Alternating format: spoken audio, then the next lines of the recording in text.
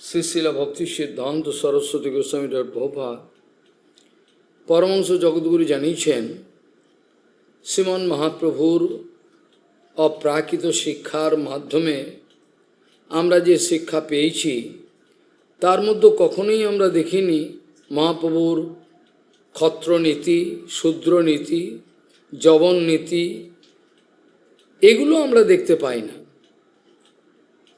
বরঞ্চ আমরা দেখেছি সরলতা, তার মধ্যে যেই ভজে সেই বড়, অভক্তহীন সার, কৃষ্ণ ভজনে নাহি জাতকুলাদি বিচার, যেই ভজে সেই বড়, অভক্তহীন সার, এই বিচারে আমরা দেখতে পেয়েছি।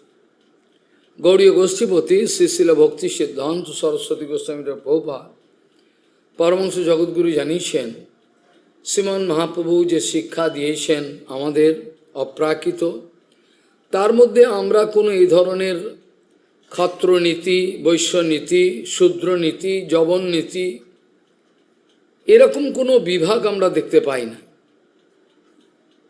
বরঞ্চ আমরা দেখেছি যেই ভজে সেই বড়, অভক্তহীন সার, কৃষ্ণ ভজনে নাহি জাতকুলাদি বিচার, সরলতার অপর নাম বৈষ্ণবতা।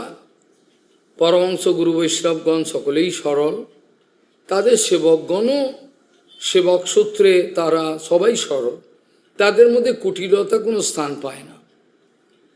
আমরাও শ্রীমন মহাপ্রভুর এই আদর্শকে অনুসরণ করে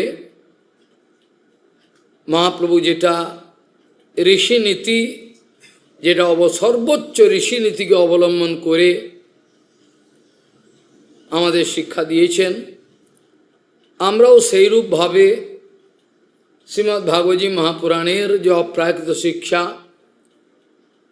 সেই শিক্ষার অনুসরণে মহাপ্রভুর আদর্শকে স্থাপন করব, এটি আমাদের ইচ্ছা। সরলতার অপর নাম হচ্ছে বৈষ্ণবতা। সরল হইলে গোড়ার শিক্ষা বুঝিয়া লইবে। একটা কথার মধ্যে আমাকে শাসন করে দিয়েছেন, এই একটা শব্দের মধ্যে লুকিয়ে রয়েছে, এই কথাটার মধ্যে সরল হইলে গোড়ার শিক্ষা বুঝিয়া লইবে। সরল না হলে পরে গৌরাঙ্গের শিক্ষা যতই ইন্টেলেকচুয়াল হোক, যতই বিদ্যা অর্জন করুক, তারা কেউই গৌরাঙ্গের শিক্ষা অনুভব করতে পারবেন না।